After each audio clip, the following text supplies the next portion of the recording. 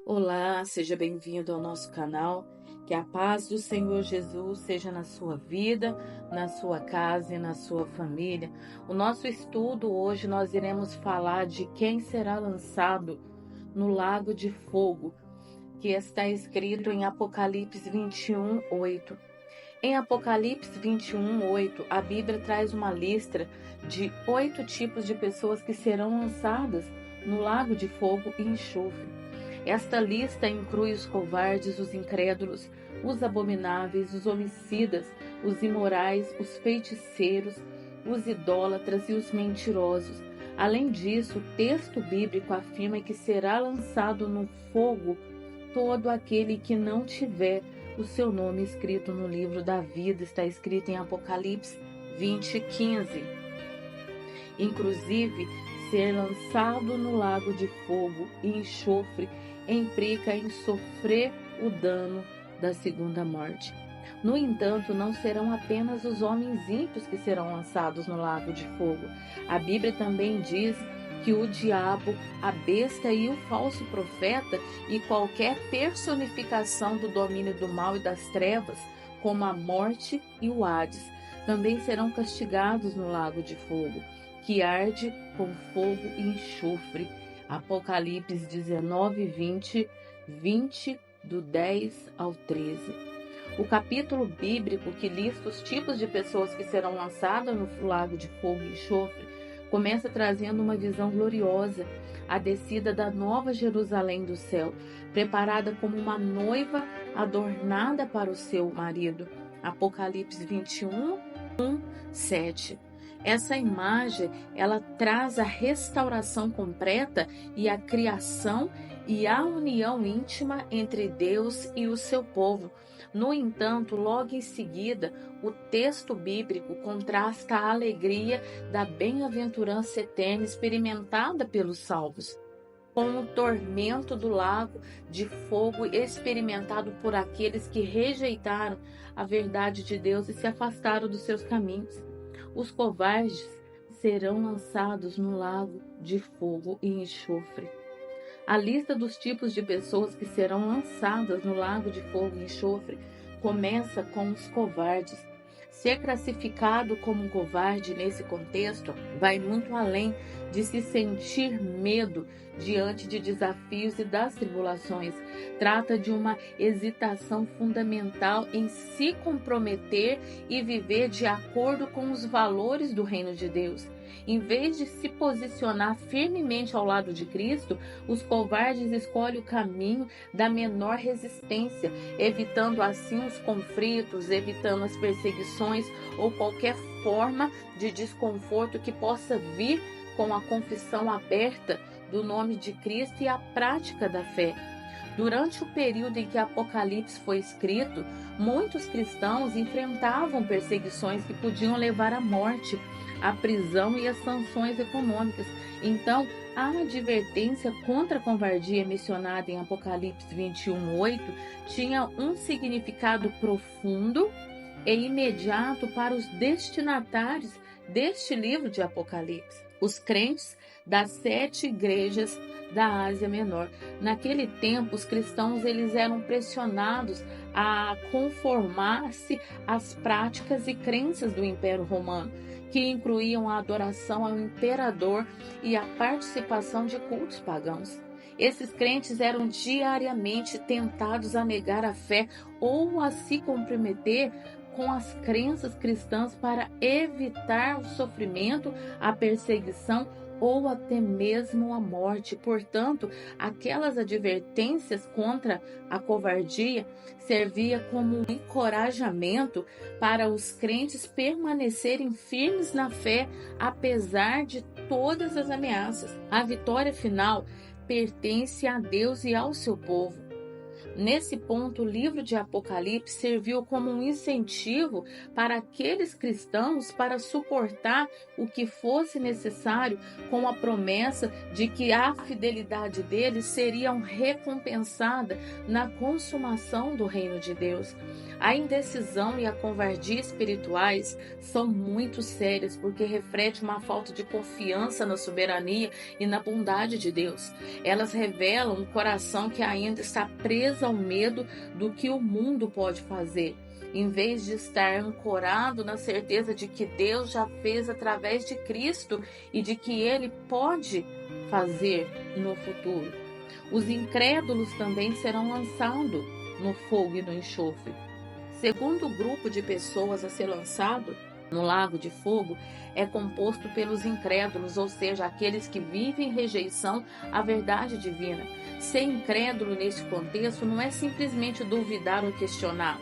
Na verdade, ou a busca sincera por entendimento pode levar a uma fé mais profunda.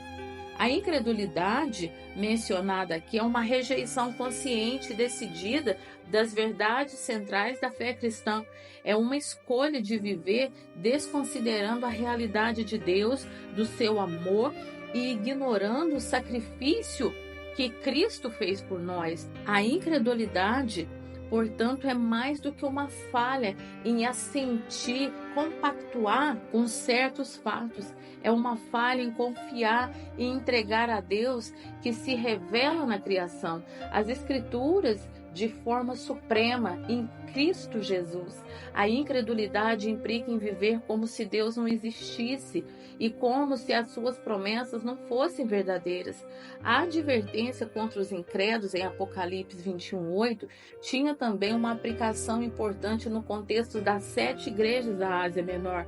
Aquela região era dominada por elementos que desestimulavam a fé em Cristo, de modo que a incredulidade não se manifestava apenas como a rejeição ao Evangelho por parte dos não-cristãos do Império Romano, mas também nas tentativas do sincretismo religioso, das heresias e a pressão constante para que os cristãos comprometessem sua fidelidade ao Senhor.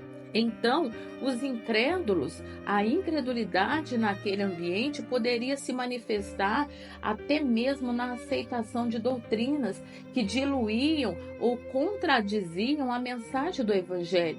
E a resistência a essas influências exigiam coragem e uma fé robusta para proteger a verdade de Cristo em qualquer distorção.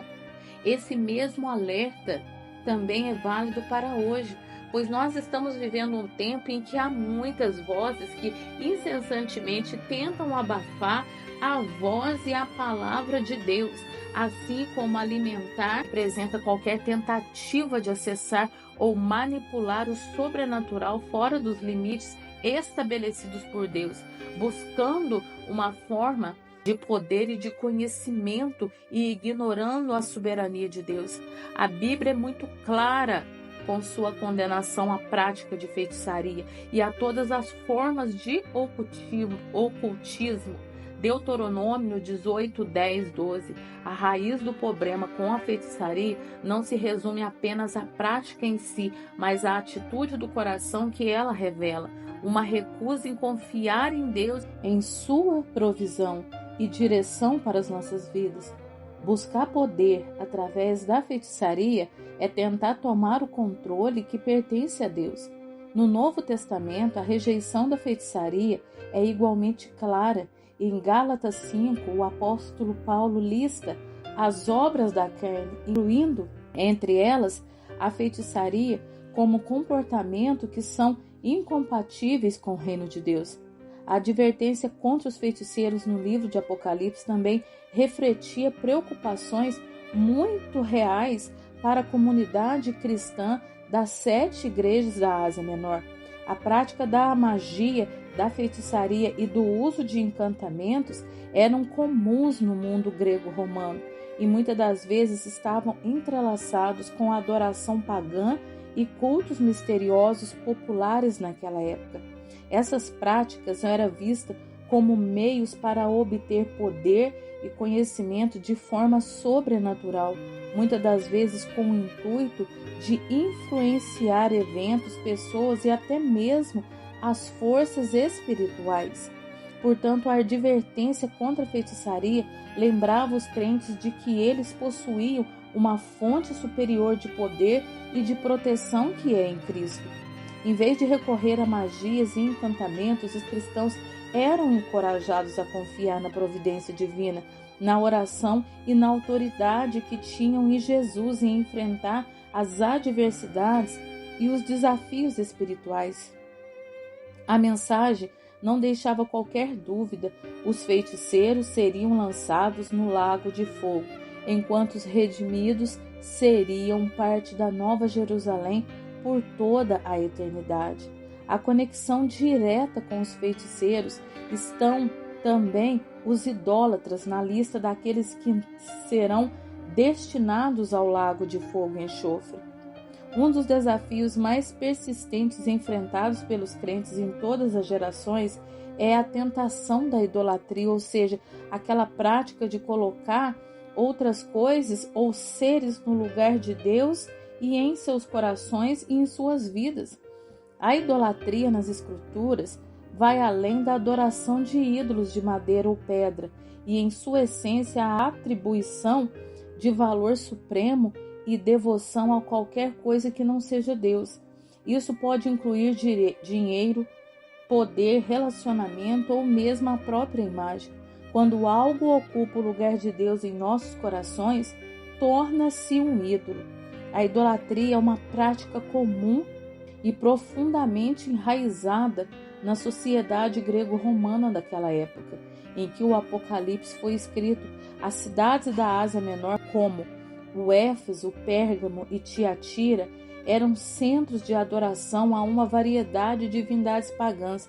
Haviam templos imponentes e altares dedicados a deuses como Zeus e Artemis e Apolo, e festivais em que a honra desses deuses eram eventos sociais extremamente importantes. A participação nessas práticas pagãs eram muitas das vezes vista como uma expressão de lealdade cívica e social, colocando os cristãos em uma posição extremamente delicada, pois a sua fé os impedia de participar desses atos de idolatria. Além dos cultos pagãos tradicionais, o culto ao imperador era outra forma de idolatria politicamente impostos. Os cidadãos eles eram encorajados e às vezes obrigados a oferecer incensos e a proclamar aquela divindade do imperador romano. Para os cristãos que reconheciam apenas a Jesus Cristo como seu Senhor, essa prática ela era inaceitável e muitas das vezes resultava em perseguições e conflitos com as autoridades. Então, a inclusão da idolatria entre os pecados que levam o homem ao lago do fogo servia como um lembrete sério do julgamento divino contra aqueles que se desviavam da adoração verdadeira, bem como uma garantia importante para aqueles que permaneciam fiéis em sua adoração ao Deus único e verdadeiro. Os mentirosos formam o último grupo de pessoas que serão lançados no fogo e enxofre da lista de Apocalipse 21. A mentira não é apenas um pecado contra as pessoas a quem enganamos, é uma rejeição fundamental da verdade de Deus. A advertência contra os mentirosos em Apocalipse 21:8 provavelmente abrange não apenas a prática de dizer falsidades, mas também a adoção e a propagação de ensinamentos falsos. Assim como atualmente as igrejas da Ásia Menor enfrentavam o desafio constantes de ensinos enganosos e heresias, falsos profetas e mestres ameaçavam desviar os crentes da verdade do Evangelho com doutrinas distorcidas. E a identificação desses indivíduos entre os mentirosos que seriam encerrados no lago de fogo e do enxofre indicava a gravidade de suas ações ao distorcer a mensagem da salvação e comprometer a integridade da fé cristã. E hoje também nós vemos que a mentira, ela tem se propagado dentro das igrejas. Existem muitos homens que se dizem de Deus, mas eles estão distorcendo a palavra do Senhor, estão tirando muitas pessoas do caminho da verdade. Além desses desafios doutrinários, as igrejas que ainda enfrentavam pressões sociais e culturais, elas não podiam levar a mentira. Os cristãos podiam ser tentados a ocultar ou mentir sobre a sua fé para evitar conflitos, perseguições ou rejeição social. Porém, desde o começo, a verdade tem sido um valor central na relação entre Deus e a humanidade. Em João 14,6, Jesus se identifica como o caminho, a verdade e a vida, indicando que a verdade não é algo negociável ou apenas um conceito moral, mas uma pessoa, o próprio Filho de Deus. Viver na verdade é viver em alinhamento com Jesus, seguindo seus passos e os ensinamentos. A mentira, por outro lado, ela é associada nas Escrituras como mal, especificamente com Satanás. Em João 8,44, Jesus descreve o diabo como mentiroso, o pai da mentira. Portanto, quando mentimos, estamos seguindo o exemplo, não de Cristo, mas do adversário, alinhando-nos com aquele que busca enganar e a destruir. A mentira, ela pode ser algo destrutivo. A mentira, ela tem destruído sonhos, ela tem destruído projetos, ela tem destruído famílias, porque a própria palavra do Senhor nos diz que Satanás, ele é o pai da mentira. Diante dessa lista de tipos de pessoas condenáveis a uma vida eterna privada da comunhão de Deus, a boa notícia é que hoje a porta da salvação ainda continua aberta. Os avisos do julgamento divino ainda estão sendo anunciados, acompanhados de uma mensagem de misericórdia e de um chamado ao arrependimento. O tormento no lago de fogo ainda é apresentado em contraste com a bem-aventurança no novo céu e numa nova terra. Portanto, para os covardes, Cristo, ele é a coragem suprema, o exemplo perfeito da fidelidade até o fim, que sustenta e fortalece o seu povo com uma presença constante. Para os incrédulos, Cristo, ele é o autor e o consumador da genuína fé. Para os detestáveis, Cristo é a pureza que transforma e por meio da sua morte e ressurreição, ele oferece a purificação de uma nova vida. Para os assassinos, Cristo é a vida que restaura. Para os imorais, Cristo ele é a santidade que redime. Para os feiticeiros, Cristo é a verdade, a fonte de poder e sabedoria. Para os idólatras, Cristo é a imagem de Deus invisível e quem habita toda a plenitude da divindade.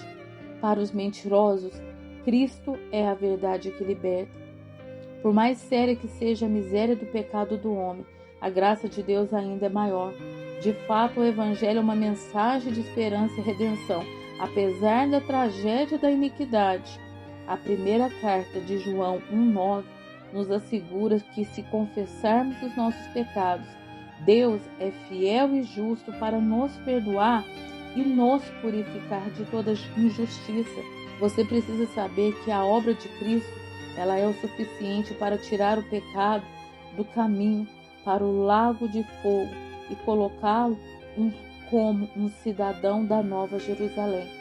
Porém, para você entrar nessa Nova Jerusalém, tem que haver um arrependimento. Tem que ter um arrependimento sincero do seu coração, porque Cristo ainda está aí e Ele quer limpar a minha e as suas vestes. Ainda há tempo, porque a qualquer momento a trombeta vai tocar e nós temos que estar preparados com as nossas vestes limpas e proclamando o nome do Senhor Jesus. Amém? Que essa palavra ela possa entrar no seu coração e que a paz do Senhor Jesus seja na sua vida. Jesus está voltando. Amém? Já se inscreva no nosso canal e compartilhe essa mensagem com alguém que você ama. Amém?